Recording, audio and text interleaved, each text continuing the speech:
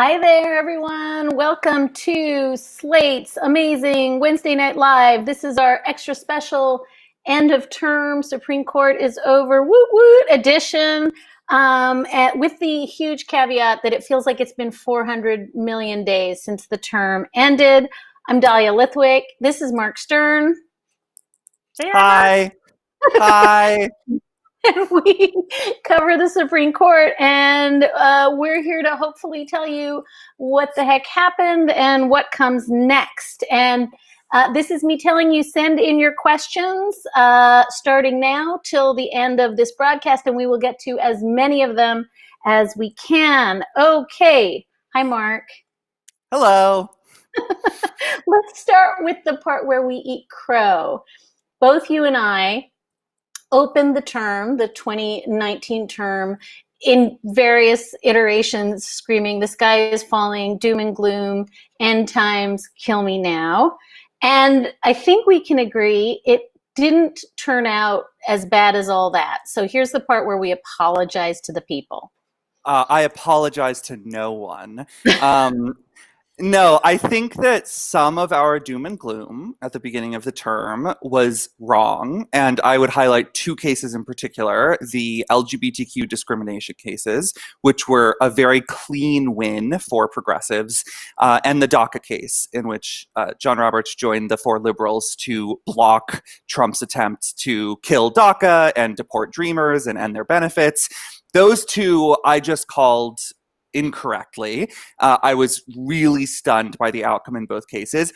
But in some of the other cases that the court handed down this term that did not get so much attention, the five conservatives, and sometimes joined by Kagan and Breyer, veered pretty far to the right, especially in the religious liberty cases we're going to talk about, which kind of eat into the progressive victory in the LGBTQ cases. We have this court that says on Monday, oh, LGBTQ people are protected under federal civil rights law, and on Tuesday, oh, religious employers can fire LGBTQ people for any reason. And that was a two-step that I felt like we saw throughout the term over and over again, where the majority would sort of feint to the left, but then there would be this either like a time bomb or a tea leaf, or Roberts would convince the liberals to sign on to something that they probably don't agree with, that definitely laid the groundwork for future conservative rulings. And there were some decisions that were just out and out conservative routes. So I will say I was a little too pessimistic at the beginning of the term. I feel I have learned my lesson. But I think people should still be absolutely terrified of the Supreme Court. And they should be extremely scared of what it's going to do when it's no longer an election year. And the five conservatives are no longer worried about the court becoming an election issue. And I think that we still have one of the most conservative courts in history right now. And it's not going to give us a whole lot more progressive victories. And maybe, one thing that I think is always useful, just as a precatory framing, is that when we were looking at this term in October, there was no big ticket item that wasn't on the docket. We had guns, we had the contraception mandate, we had abortion, we had DACA, as you said, the rescission of DACA, Title VII. I mean, there was nothing that wasn't on the docket. And in a weird way, that's because the court held over a lot of these issues they could have taken last spring.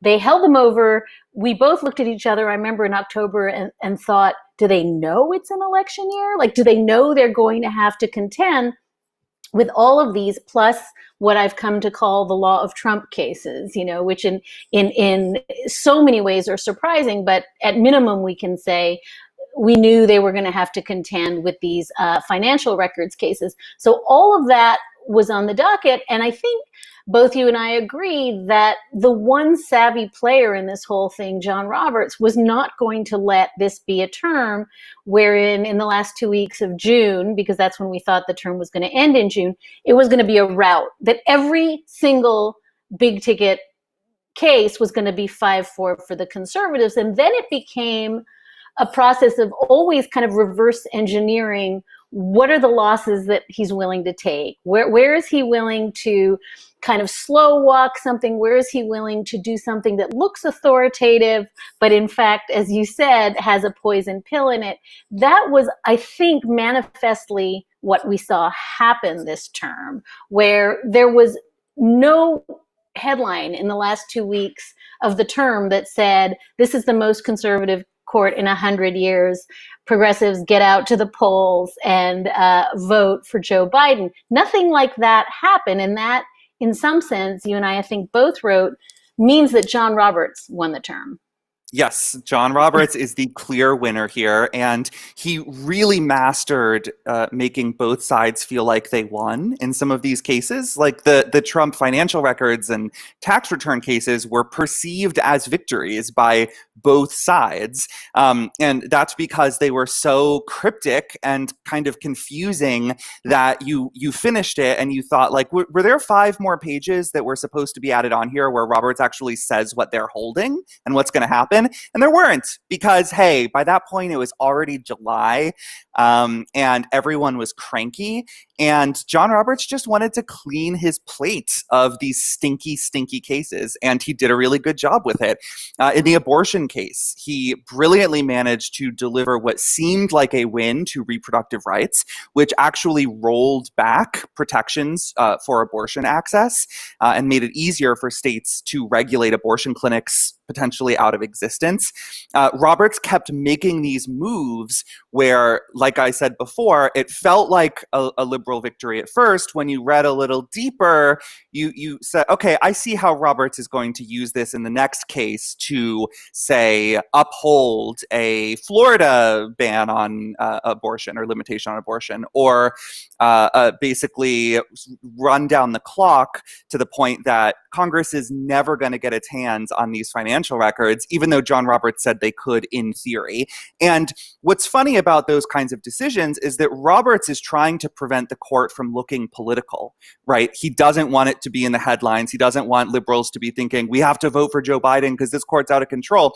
But in order to do that, he has to make political moves. He has to think like a politician instead of a judge. And I think a lot of judges try to do that, and they're really bad at it. John Roberts is really good at it. He's the rare judge who is good at politics and understands it. And he just absolutely won this term top to bottom. So one thing that I'm hearing you say, and I think it's a really interesting frame. In fact, like, note to you and me, we should write this tomorrow. But one thing that you're saying is that I think that, rightly or wrongly, this is the most polarized court we've ever had. It is not until recent years that every single conservative was appointed by a Republican, every single liberal was appointed by a Democrat. That's new. And we have the far right and left wings of the court are really in a fundamental disagreement about everything. But what you're saying that's interesting, and I think new, is that instead of measuring this as a left-right axis, we should think of it as a time axis. And John Roberts, in a strange way, you know, it's been said about him for years, he plays the long game, right? And we know that long before Citizens United, he was planting the seeds for cases that were eventually going to do what Citizens United did, long before Shelby County, planting the seeds so that these cases sort of manifest and it looks like something dramatic has happened. But he always, as you and I have always put it, does it small and then does it big.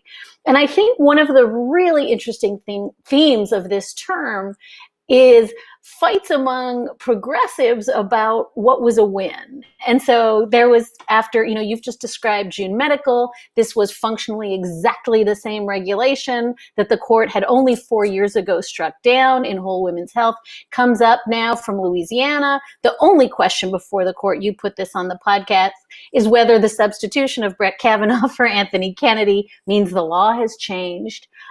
This is not a resounding win for reproductive rights in the opinion that becomes the fifth vote, right? This is a 4-4-1. John Roberts writes, I think Whole Women's Health was wrongly decided. I still think it's wrongly decided. Stare decisis, blah, blah, blah. That's the end of it for him. But he has certainly, as you said, I think telegraphed to the world that if they bring a better trap law, any better trap law from any state that looks a little different, he is receptive. So he has bought himself time. As you said, it's clear in the two financial records cases, he bought himself time. And so then you get into this strange fight on the left, at least, in which people are screaming at each other, take the win, just take the win, which was certainly, I think, one of the things I didn't expect to happen this term, particularly, I think, in the abortion context, where a lot of people, I'm thinking of Larry Tribe, I'm thinking of Jeff Toobin, listening to Leah Littman and Linda Greenhouse and Melissa Murray and Dahlia Lithwick say, this is really not a good outcome for women. This rolls back Casey. It takes the teeth out of whole women's health. And hearing a lot of people say, take the win. This is a resounding win. Yeah, and I mean, you know where I fall on June Medical in particular, but I don't really understand what the purpose is of having this kind of rosy, glassed Pollyanna-ish view about how liberal or conservative this court is, or how liberal a particular decision is. I think it's not this unknowable feeling which you can kind of get when you just like let the opinion wash over you. Like, you can actually read these opinions and figure out pretty clearly what John Roberts is up to. And I'll tell you who is doing that. State solicitors general who want the court to uphold abortion restrictions, attorneys on the right for anti-LGBTQ law firms and anti-abortion law firms who want a new test case. They are all poring over Roberts' opinion in June Medical, for instance, and figuring out how they can follow his instructions, basically follow his roadmap, and propose an abortion restriction that he would uphold, because that's the purpose of an opinion like the one he wrote in June Medical. Meanwhile, you have people on the left debating how expensive the champagne should be at the party we all hold to celebrate the decision. And I don't think it really matters if it's Moet or Veuve, when at the end of the day, the next abortion restriction is going to get upheld, and the site is going to be to this case and John Roberts' opinion. So that whole dialogue, I felt, just between us, was frustratingly... Yeah. It was frustratingly pointless. And I guess the only silver lining is I doubt it's a conversation we'll have again. I don't think next term will be like this. I think Roberts is ready to go whole hog on some of these issues when it's not an election year, because he knows the American people have a brief attention span. He thinks and hopes that Donald Trump is going to lose, right? He definitely hates Trump. One thing I think we can say with a lot of certainty about Roberts is that he doesn't like Trump, but that doesn't mean he's jettisoned all of these beliefs that are so important to him, that are part of the conservative legal movement he came up in the 1980s, the Reagan Revolution. That is John Roberts. And just because he delivered these kind of confusing centrist-y victories to the left this term doesn't mean that he is a changed man or a swing vote like Anthony Kennedy before him. So let's talk about the DACA rescission, because you put that in your bucket when you opened of unequivocal wins, right? There are many, many dreamers who are not going to be deported this month as a result of John Roberts and Neil Gorsuch throwing in to say, just John Roberts in that case, throwing in with the liberals to say, don't do crappy lawmaking. You can do your rulemaking as you see fit. That is clearly within your prerogative, but don't do it badly.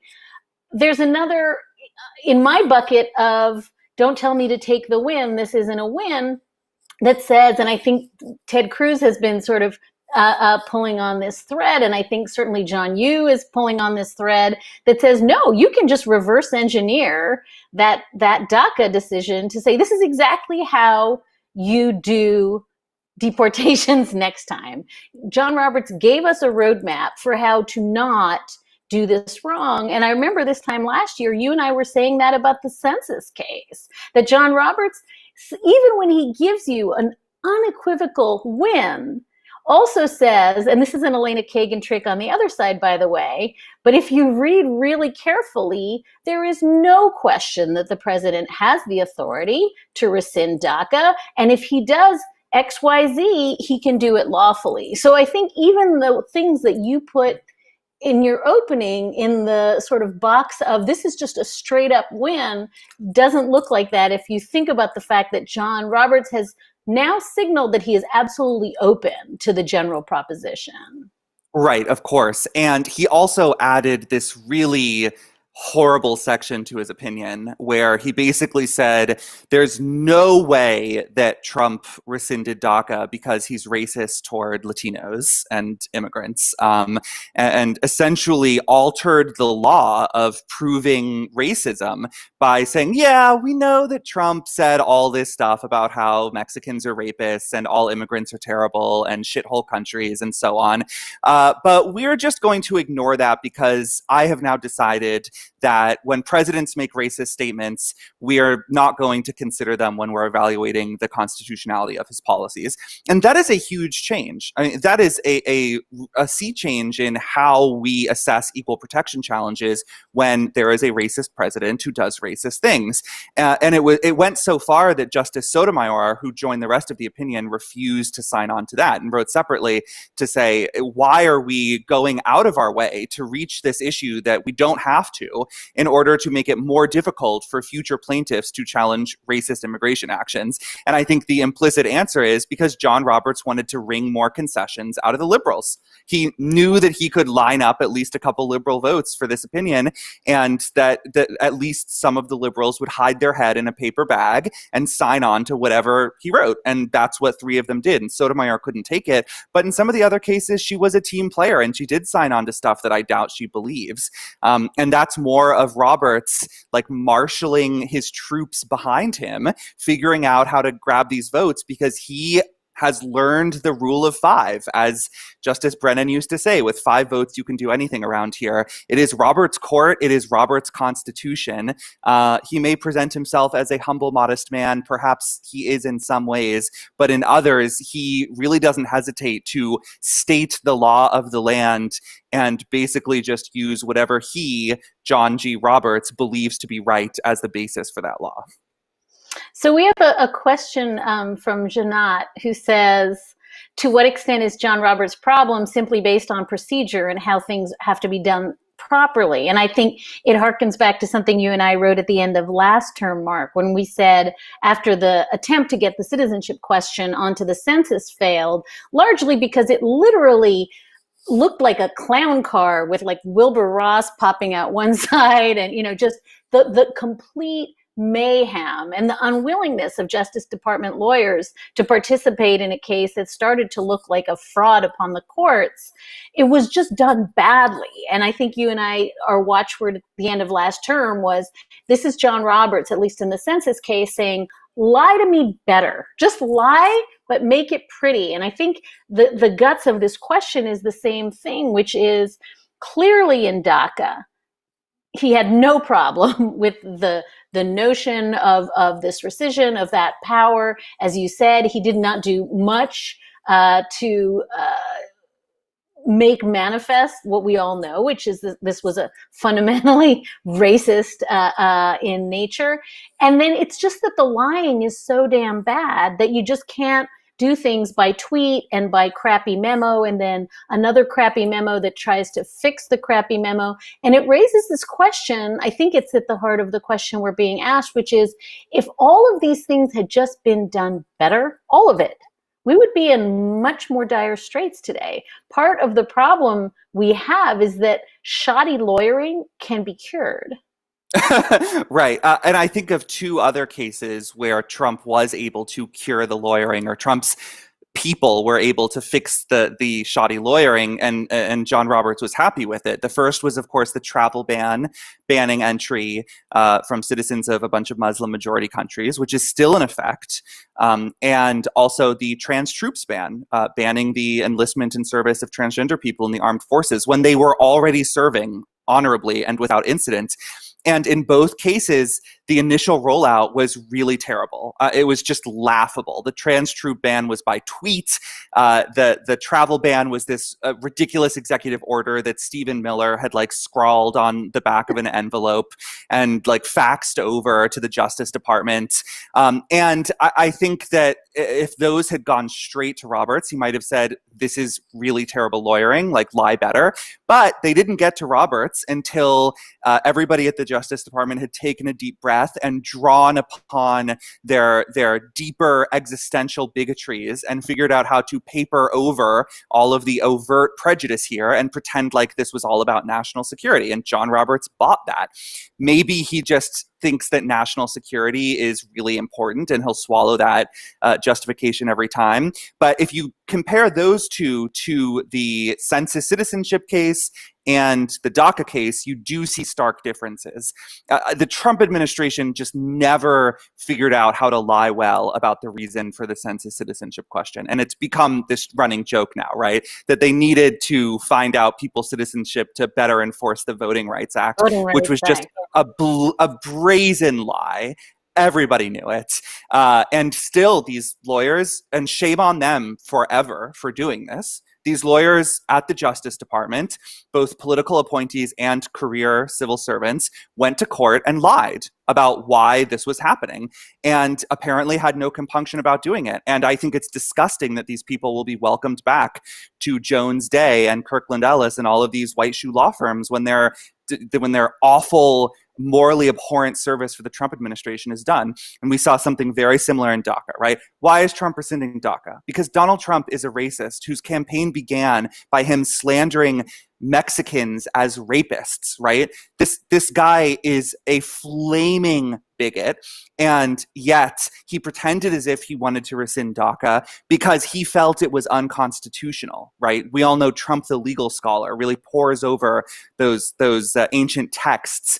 And I think that John Roberts looked at the DACA rescission and looked at the Trump administration's justification and said, you have to own this as policy.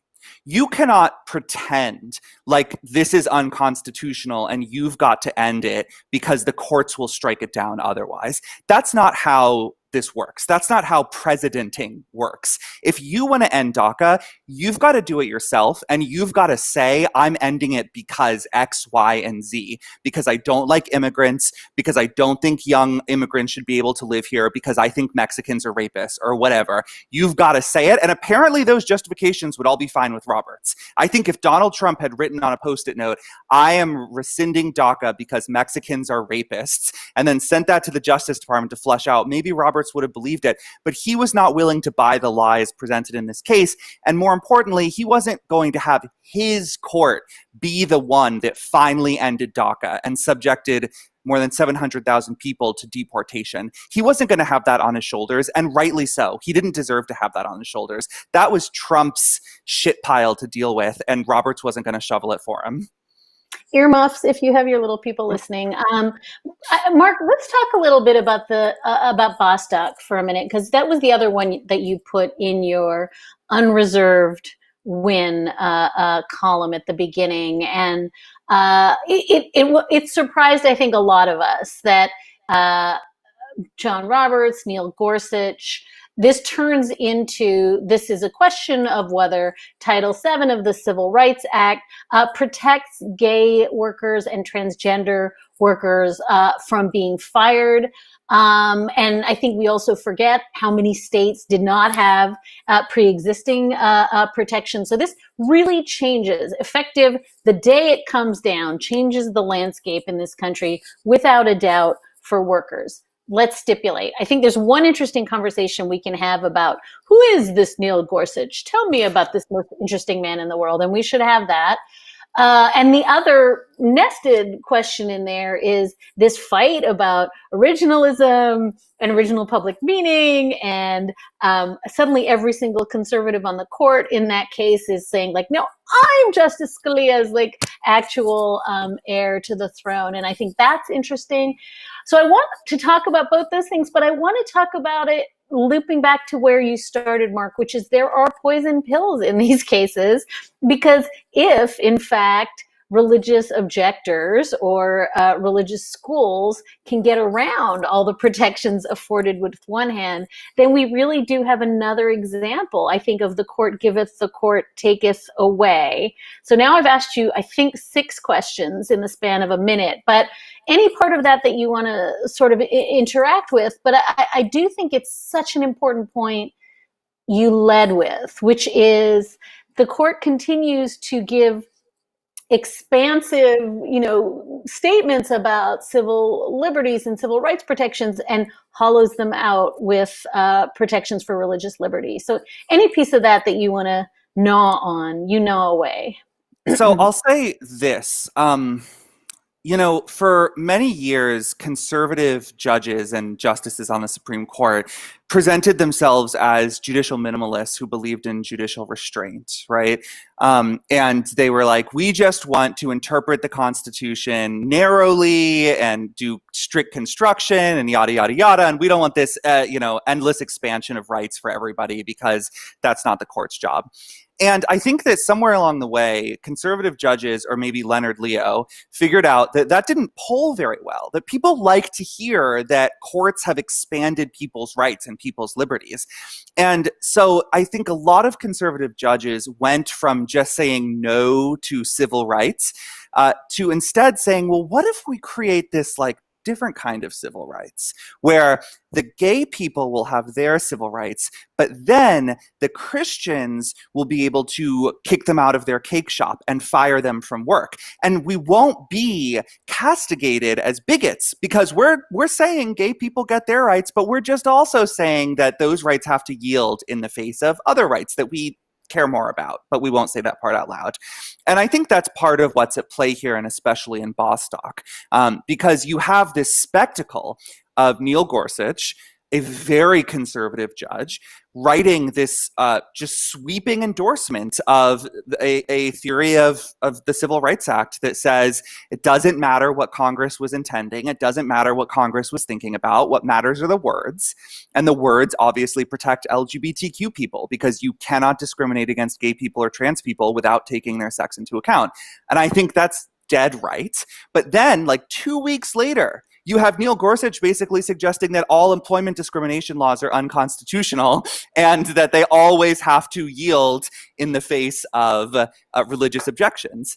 And it's really hard to square those two decisions unless you see it through the frame I just described, where it's like, we're not going to openly take away people's rights. We're just going to create some rights that eat others. Imagine rights as a zero-sum game of hungry, hungry hippos. We're going to make sure that the minority rights, like Black people and gay people and women, they're going to be the balls, and the Christian rights, they're going to be the hippos. Does that scan? Does that work for you? Yeah, I've been going with Pac-Man, but I think I'm going to go hungry hippo from now on. Yeah, no. I think that's what you're saying is really important, and I think in some sense the reaction to Obergefell telegraphed this, right? The way Obergefell was responded to within hours, if not days, was religious objectors were going to say, I cannot be compelled to do the cake baking, the photography, the solemnization of the wedding license. And that has really, I think, been the thin edge of the wedge. We've now seen it expand out, as you say, into a bunch of religious liberty cases. In this case, we're talking about the ministerial exemption. That used to be the notion that religious entities could pick who their ministers were.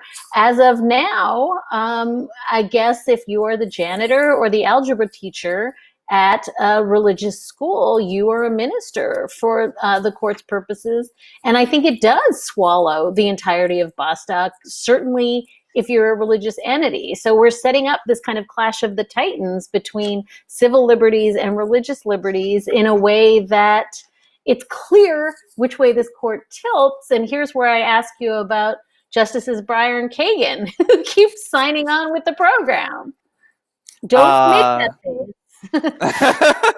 Breyer and Kagan, what are you doing, sweetie? I mean, I would like to put this one to you. I feel like every time Breyer and Kagan sign on to a terrible decision, like the ministerial exception case. And I think that was terrible because it basically means that anyone is a minister as soon as they've been discriminated against and they sue, right? A religious If they employer. work at a religious, yes. Okay. Right. A religious employer, say a Catholic hospital or a Catholic school, has a janitor or a secretary who gets fired because they're Black and they turn around and sue. Now the religious employer can just say, well, you're a minister because we think that you contribute to our mission of godliness. And so your lawsuit must be thrown out. And under this decision, I think that's what courts will do. And this is a tactic that that has been used, that actually Christian right law firms have encouraged their clients to use for years, where they say, make your secretary say a prayer once a week. Make your janitor be able to direct people toward the chapel. And then if they sue, you can say, oh, well, he played the indispensable role of directing people toward the chapel in the building, so he was contributing to our mission. Anyway, why did Breyer and Kagan sign on to that? Why? Why did they agree to the gutting of the contraception mandate and the Affordable Care Act? Why do they continue to play nice when it seems like they don't get anything for it? And so that's my question. My suspicion is they are getting something for it. It's just that the trade-offs aren't public. It's not the kind of horse trading you see on Capitol Hill. But I am curious to hear your thoughts on that. No, I mean, it goes back to what you said about Justice Brennan. Justice Brennan would famously ask his clerks, what is the single most important constitutional principle? And they would, be talking about whatever. And he'd say, like, no, it's the rule of five. And I think that there's a weird way in which the court, as it is currently configured, Mark, is not what we expected, which is 5 conservatives and 4 liberals. It is Sam Alito and Clarence Thomas at the sort of far right wing, who have no interest in horse trading and playing, and Sonia Sotomayor and Ruth Bader Ginsburg at the left wing, who have very little interest, I think, in the kind of horse trading that you're describing.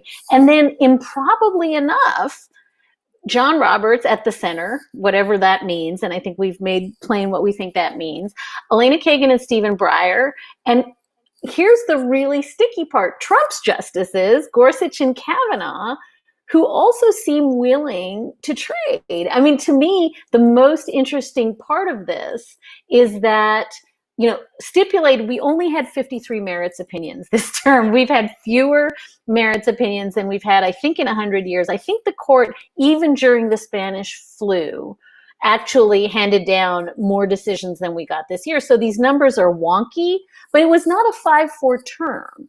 And what that means is there is something that looks like a center of the court, whether or not we want to call Brett Kavanaugh the center, or even we want to call John Roberts the center. And I think that the incentive to say, I will do whatever John Roberts tells me to do in this case, as you just suggested, because I think I can get something in the next case.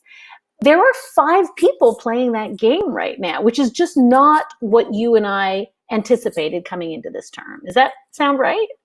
Yeah, I think that is very well put. I will say, when Bostock first came out and we finally saw the opinion and I saw it was Gorsuch and I saw how it had come out, I said, Neil Gorsuch is in the game. And that's really how I felt, because I did feel that Breyer, Kagan, Kavanaugh, and Roberts were playing, but I wasn't sure about Gorsuch. And one of the things this term really confirmed for me is he is in the game. He has figured out that there is nothing better than having 4 justices join your opinion. Like, at the end of the day, that's what matters. And he is not going to be a Clarence Thomas who's sitting there stewing, writing his own solo dissents and concurrences, developing his own idiosyncratic theory that nobody else signs on to.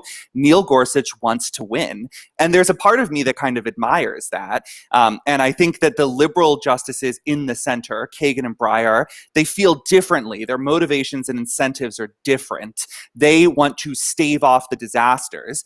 And this is something that Justice Kagan has talked pretty openly about, including with you, where she says our job is to take big cases and make them small, right? Like, she is pretty open that she wants to avoid the big conservative routes.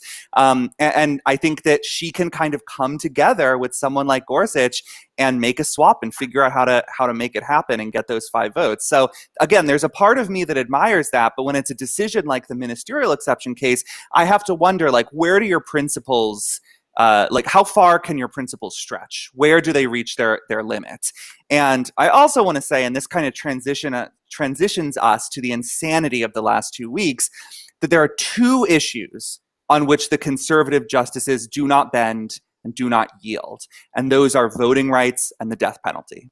There are no swing votes in those cases, right? Is no question that 5 justices do not believe in protecting the right to vote. I'm not even sure if any of them believe there is a right to vote. And 5 justices really think that it's time to get the machinery of death whirring again and get these executions going. And they are done playing nice and moderating their views to try to get Kennedy on board. And that has played out in a pretty brutal way. After the term seemed to end, when the last opinions came down, we've been getting these flurries of orders, almost all of them 5-4 decisions, where the 5 conservatives say, yep, kill this guy, kill that guy. Oh yeah, that guy's long gone. And then coming in and saying, also, no voting rights for anyone. You do not get voting rights. That is the Supreme Court's jurisprudence on the right to vote at this stage. It is no matter what the lower court said, like, it doesn't even matter what they did. They could have held a 20-day trial with 100 witnesses and found 50 statements by legislators where they wrote down, I want to stop Black people voting, and this law is designed to do that. And 5 justices would still say, absolutely fine, totally kosher. And I wonder why those are the 2 issues on which these 5 justices draw the line. You know, it's so interesting. I hadn't really thought about it until this second when you started to say it. And I'm curious if people who are writing in questions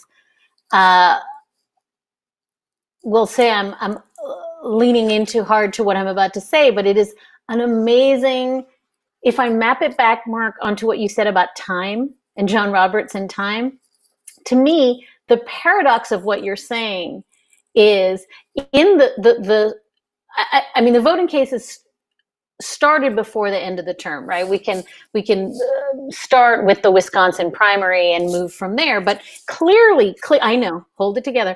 Clearly, this court, as it is now constituted, has no interest in COVID voting. The basic theory of the case is, don't bring me your mail-in ballots. Don't bring me your curbside registration. There is a built-in principle in voting rights law that says we don't change things before an election, and that is going to allow us to do absolutely nothing to make sure that the franchise is expansive. Assuming there's a second wave, which I think is fair, there are going to be a lot of people who would like to have a backup plan. The court has said no. Right. So there's no exigency there, and like the Florida felons is a whole different kettle of fish, and we should talk about that. But there is no exigency to make sure that the 2020 election is conducted in anything that resembles a court being responsive to an elections crisis. And then we have the death penalty cases. After 17 years of no federal death penalty, now it is exigent, it is urgent that we start killing people now. And so I think my answer to your question is I don't have an answer, but it is hard to hold in your head that it is utterly exigent to execute people who've been on death row for decades. And there is no sense of urgency, no imperative to do anything to bolster the franchise going into an election that is barreling down on us in a matter of months. I know that's incredibly cynical, but that's my slightly cynical take. I just want to talk about Ruth Bader Ginsburg for a second. There's a lot of really good questions, but I'm going to ask you the question I have to ask you, which is that she is 87. She's just made an announcement that her cancer is metastasized. She's been treated for it. I don't have a question mark at the end of this question, but you can certainly react. I know it's what people are thinking about. Well, it was shocking and distressing news. I think we've all gotten used to hearing shocking and distressing RBG health news roughly every 3 to 4 months. You could probably set your watch to it at this stage. I will say that Justice Ginsburg is a big believer in transparency about such issues. She is putting the information out there so that people know and don't feel like she's concealing it, and I admire that. I also think it's happened so many times that I'm really tired of all of the inevitable morbid conversations that follow about when she allegedly should have retired, or what drove her to stay on the court, or whether she'll make it another X number of months or years. I'm tired of that conversation. I don't think anyone has anything to gain from it. She is on the court. She is serving. She says she is serving at full steam now. On the basis of her work this term, we have no reason to doubt that. She has been prolific as ever. And I am actually more interested in a certain RBG project that some awesome colleagues of mine recently published, an exploration of the justice's 9 female classmates at Harvard Law, the other 9 women in the Harvard Law class of 59. This is an interview with the justice. This is an incredible article with these beautiful descriptions of all of these women and their lives, their enormous, fascinating lives. This is a podcast series, 2 parts. The first part brought me to tears multiple times. I was crying in public. People were looking at me like I knew something that they didn't, but we're about to find out. And there's another podcast episode dropping this weekend. Tell us about this magnificent work, the Sistine Chapel of RBG historiography. Someone triple Mark's pay. No, well, the short answer is this is something we've been working on, as you well know, because Mark's been covering for me when I couldn't do my job. But this is something we've been working on for over a year. And it was, in fact, the genesis of it was that movie, On the Basis of Sex, the wonderful biopic, and that famous scene at Dean Erwin Griswold's house in 1956 when the women in the class of 56, 10 at the time, were all asked to explain why they were taking the spot of a man at Harvard Law School. And it's a great scene, but it led a lot of us to wonder who were those other women. They don't even get credit in the film. They don't even get to say their real lines, much less their real names. And so we tracked them all down. Some of them are no longer with us, but we spoke to their families. We found one that Justice Ginsburg was convinced had left the law. And in fact, she came back at 42, having quit Harvard after her first year. She came back to the law and is still getting arrested in her 80s. So we were able to say to Justice Ginsburg, we found Trudy. And we just had these amazing conversations with them, Mark, with their families when they were deceased, and tried to pull together. And then, of course, as you say, Justice Ginsburg was amazing and willing to sit down with us for over an hour this winter to talk about them. And a couple of things I would say. One is, it's extraordinary. I can't remember my 1L class. And she remembers every detail, every name, everything that happened to her. She remembered all these women. But I think it really helped me understand that there was no sort of league of their own, all these women banded together, doing their own study group, fending off male suitors. They were just trying to figure it out. They were all so different. They had such different lives. There are a few of them that had husbands who simply didn't want them to practice law. It's just a really interesting time capsule. And I guess I would just say, we put this together, a lot of it we put together in the COVID era, where most of the people working on this project, had kids at home. We were juggling, we were doing laundry, we were feeding our children. And it made me realize, not everyone marries a Marty Ginsburg, because there's just not a lot of Marty Ginsburgs in the world, but we have not come nearly as far as we think we have. All the ways in which I think COVID has laid bare the fact that there is just racial inequality, there is just basic economic inequality, there is still such deep gender inequality. And that's interesting. It's just not what I expected. It just is not of the moment, but it's very much of the moment. I wonder if It's we could. amazing. It's amazing though how Justice Ginsburg stays optimistic about that stuff, right? Because I hear you describing it, and I read these studies about how female parents, moms, women are spending so much more time with their kids, even if they work equal amounts, and men are getting off the hook. And I hear that, and it's like we have not come as far as I hoped. But then Justice Ginsburg talks about these issues when she talks about them with you, when she talks about them with folks. She has faith in the future. Like, where does that faith come from? Is it just delusional? The sweetest part of, I would love to do a whole podcast about interviewing her because it was amazing. But the upshot was, it was right before the court shut down. We didn't know the court was shutting down. It was me and Susan Matthews, who edits me at Slate, and Sarah Birmingham, who edits the podcast, and then Molly Olmstead, who is, I think was born the same year that Ginsburg. I don't even want to get it wrong, but she's just so very young. And she was also the person, by the way, who painstakingly tracked down family members and who defended them. And Mark knows she broke into the Georgetown Law Library to get a copy of Not the Yale, with my help, right? of the Harvard 59 yearbook. But she's amazing.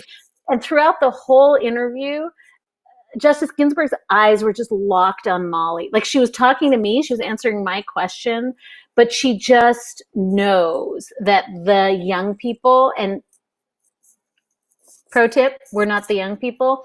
She just has such a deep, deep belief that young people are just going to fix things. And it was so profound to sit there and be like, woohoo, like I'm asking the questions. And she just was talking to Molly because she really believes that people who are 22 and 23 are going to change the world. And, we're seeing it right on the streets. We're seeing it in the Black Lives Matter protest. We're seeing it around the country. We saw it, in the gun protests in the last couple of years. So I think she really gets a charge out of the youngs in a way that, it's pretty profound. So listen, we do have a question from Beth about the Little Sisters and how, I guess I will just read it, Mark, and you can answer it, but are civil rights also being swallowed up by, in that case, by moral or religious exemptions? And maybe this is a good place to talk about the fact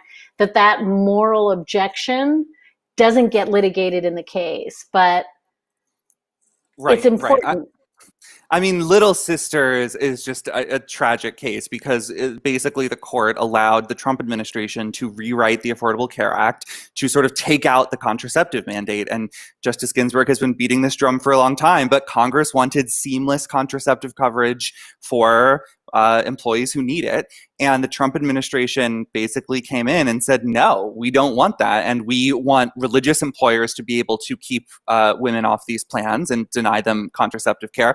But we also want non-religious employers who have a moral objection, like you said, to contraception, who believe that, for instance, certain forms of birth control are abortifacients, that they cause abortions, even if they objectively do not, right? Even if there is no question that this certain form of contraception does not cause abortions and does not terminate pregnancies, the court has just accepted this idea that if an employer thinks it does, if an employer is misinformed about the mechanism of this medication, and that's their moral belief about it, that should trump a woman's ability to control her reproductive rights. And that just seems dead wrong to me. And it shows you how this embrace of unquestioning support for any claim dressed up as religious liberty can lead you to some weird places.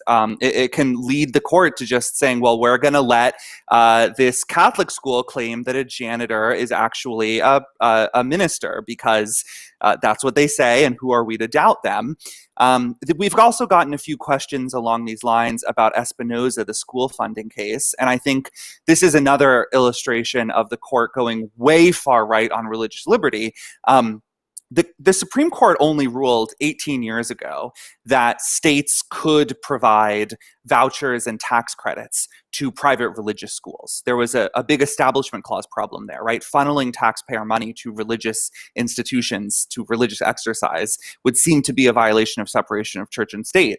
This term, in a case called Espinoza versus Montana, the 5 conservatives on the Supreme Court ruled that not only are states allowed to fund private religious schools, but states are constitutionally obligated to fund private religious schools as soon as they have begun funding private secular schools in any way, shape, or form.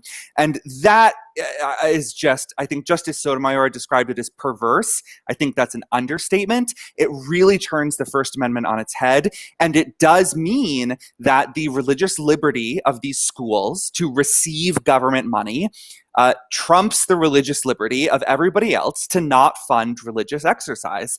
The court has said in Espinoza, John Roberts basically said this, the people of the United States have no interest in not having their taxpayer dollars spent on religious exercise that is anathema to them. A Muslim citizen has no interest in not funding Catholic services or Catholic education.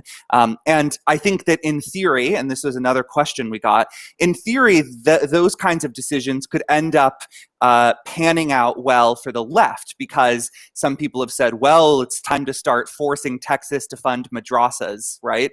But the reality is that the only schools that are going to get this money are the schools that have political power, the schools that are going to have lawyers lining up behind them to defend their ability to access this money. And those schools are almost all Christian schools.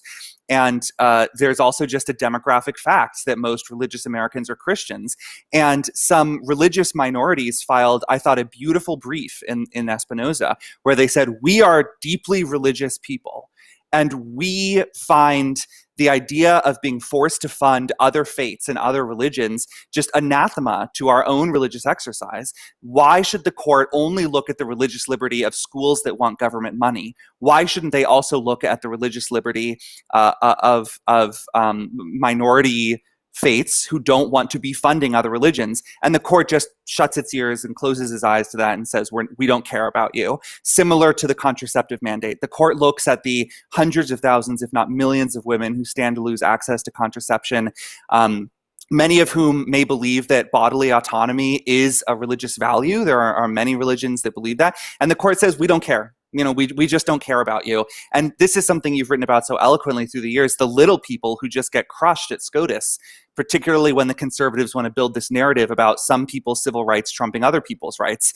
The workers of the country almost never get any attention at SCOTUS. Women who want to exercise their reproductive rights almost never get any attention. I think that is a tragedy, and I think it's created a really warped vision of what religious liberty means that unfortunately now is just written into constitutional law and will be, it seems, for the indefinite future. Yeah, and it's another place where we can put this in the John Roberts sort of deft manipulator of public opinion, because the groundwork was laid for this in Trinity Lutheran, right? Which was a case that was at the time ostensibly about, a program that somehow discriminated against religious schools because it wouldn't give them rubber tires for resurfacing their playgrounds. And it was very clear, we thought at the time, that John Roberts was like, look, we just want to make sure little kids at religious school don't skin their knees. This doesn't go beyond that. And then on a dime, we're in the world where any act of kind of trying to patrol that wall between church and state is now discrimination against the church. And that is, it happened kind of under the radar, but he's just very, very good, as I say, at doing it small, so that when he does it big, it seems inevitable. We're running out of time, but I think it's at least worth saying, and this is a question we have from Wayne, who points out that the most dramatic thing the court did was kept itself from being an election issue. And I think, as somebody, Mark, you more than I have written so often about structural election reform, here's a good time to pause and say there are 200 federal judgeships that have been filled, and that the Supreme Court takes an infinitesimal infinitesimally small number of cases, that cases at the Second Circuit and at the Fifth Circuit and at the 11th Circuit. I mean, the whole world has changed in 3.5 years. And people who were talking about either expanding the courts or term limiting the courts or creating new circuits or whatever it was, that conversation dead. Dead because John Roberts killed it very deftly, right? Absolutely. He smothered it in the night with the Tempur-Pedic pillow.